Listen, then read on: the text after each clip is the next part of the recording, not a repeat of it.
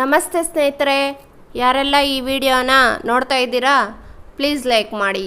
ನೀವು ನೀಡುವ ಲೈಕ್ ಈ ಮಾಹಿತಿಯನ್ನು ಹೆಚ್ಚು ಜನರಿಗೆ ತಲುಪುವಂತೆ ಮಾಡುತ್ತದೆ. ಬನ್ನಿ ಸ್ನೇಹಿತರೆ, ಇವತ್ತಿನ ಟಾಪಿಕ್ ಬಂದು ದೇಶದ ಶ್ರೀಮಂತ ಸಂಸದರು ಯಾರು, ಟಾಪ್ 5 ಪಟ್ಟಿಯಲ್ಲಿ ಯಾರಿದ್ದಾರೆ ಎಂಬುದನ್ನು ತಿಳಿದುಕೊಳ್ಳೋಣ. ರಿಚೆಸ್ಟ್ MP 2024 ಲೋಕಸಭೆ ಚುನಾವಣೆಗೆ ರಣಕಹಳೆ ಮೊಳಗಿದೆ.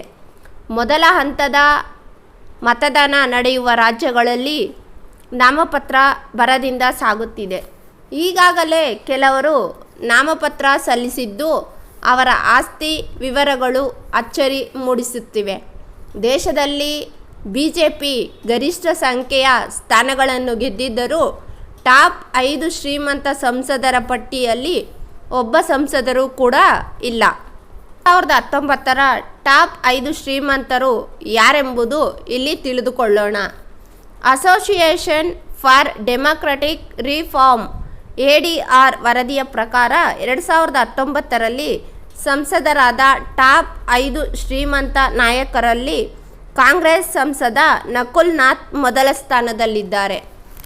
ಮಧ್ಯಪ್ರದೇಶದ ವಿಂಧ್ವೋರಾದಿಂದ ಚುನಾವಣೆಯಲ್ಲಿ ಗೆದ್ದಿರುವ ನಕುಲ್ ನಾಥ್ ಅವರು 660 ಕೋಟಿ ಮೌಲ್ಯದ ಆಸ್ತಿಯನ್ನು ಘೋಷಿಸಿದ್ದಾರೆ. ಇವರು ಮಧ್ಯಪ್ರದೇಶದ ಮಾಜಿ ಮುಖ್ಯಮಂತ್ರಿ ಕಮಲ್ನಾಥ್ ಅವರ ಪುತ್ರ. ಶ್ರೀಮಂತ ಸಂಸದರ ಪಟ್ಟಿಯಲ್ಲಿ H. ವಸಂತ್ ಕುಮಾರ್ 2ನೇ ಸ್ಥಾನದಲ್ಲಿದ್ದಾರೆ.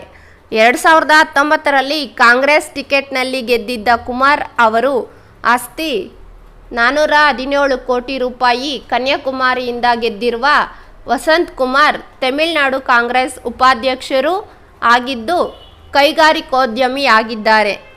3ನೇ ಸ್ಥಾನದಲ್ಲಿ ಕಾಂಗ್ರೆಸ್ ಟಿಕೆಟ್ನಲ್ಲಿ ಬೆಂಗಳೂರು ಗ್ರಾಮಾಂತರ ಕ್ಷೇತ್ರದಿಂದ ಗೆದ್ದ DK ಸುರೇಶ್ ರವರು 338 ಆಸ್ತಿಯ ಒಡೆಯ ಎಂದು ಚುನಾವಣೆ ಪ್ರಣಾಳಿಕೆಯಲ್ಲಿ ಹೇಳಿಕೊಂಡಿದ್ದಾರೆ.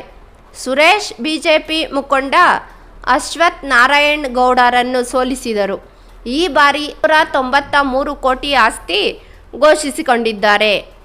325 ಕೋಟಿ ಮೌಲ್ಯದ ಆಸ್ತಿ ಹೊಂದಿರುವ YSRCP ನಾಯಕ ಕನುಮೂರ್ ರಘುರಾಮ್ ಕೃಷ್ಣ ರಾಜ್ಯ ಶ್ರೀಮಂತ ಸಂಸದರ ಪಟ್ಟಿಯಲ್ಲಿ 4ನೇ ಸ್ಥಾನದಲ್ಲಿದ್ದಾರೆ. ಆಂಧ್ರಪ್ರದೇಶದ ನರಸಾಪುರಂ ಕ್ಷೇತ್ರದಿಂದ ಗೆದ್ದು ಲೋಕಸಭೆಗೆ ಪ್ರವೇಶಿಸಿದ್ದಾರೆ. ಶ್ರೀಮಂತ ಸಂಸದರ ಪಟ್ಟಿಯಲ್ಲಿ 5ನೇ ಸ್ಥಾನದಲ್ಲಿ ತೆಲುಗುದೇಶಂ ಪಕ್ಷದ TDP ನಾಯಕ ಜಯದೇವ್ ಗಲ್ಲಾ ಅವರು ಆಂಧ್ರಪ್ರದೇಶದ ಗುಂಟೂರು ಕ್ಷೇತ್ರದಿಂದ ಕಠಿಣ ಸ್ಪರ್ಧೆ ಎದುರಿಸಿ ಗೆದ್ದಿದ್ದಾರೆ. ಅವರು 2019ರಲ್ಲಿ 305 ಕೋಟಿ ರೂಪಾಯಿ ಮೌಲ್ಯದ ಆಸ್ತಿಯನ್ನು ಹೊಂದಿದ್ದರು. ಇವರು ಒಬ್ಬ ಪ್ರಸಿದ್ಧ ಕೈಗಾರಿಕೋದ್ಯಮಿ ಮತ್ತು ಅವರು ರಾಜ ಬ್ಯಾಟರಿನ್ ಕಂಪನಿಯ ಮಾಲೀಕರಾಗಿದ್ದಾರೆ. ಈ ಬಾರಿ ಚುನಾವಣೆಯಿಂದ ದೂರ ಉಳಿಯುವುದಾಗಿ ಘೋಷಿಸಿದ್ದಾರೆ. ಸ್ನೇಹಿತರೆ, ತಿಳಿದರಲ್ಲ ದೇಶದ ಟಾಪ್ 5 ಶ್ರೀಮಂತ ಸಂಸದರ ಬಗ್ಗೆ. ಈ ಮಾಹಿತಿ ನಿಮಗೆ ಇಷ್ಟವಾದಲ್ಲಿ ಇದೇ ಥರದ ಇನ್ನಷ್ಟು ಮಾಹಿತಿಗಳನ್ನು ತಿಳಿದುಕೊಳ್ಳಲು ನನ್ನ ಚಾನಲನ್ನು ಸಬ್ಸ್ಕ್ರೈಬ್ ಮಾಡಿಕೊಳ್ಳುವುದನ್ನು ಮರೆಯಬೇಡಿ. ಹಾಗೆ ಕಾಮೆಂಟ್ ಮತ್ತು ಶೇರ್ ಮಾಡಿ. Thank you so much.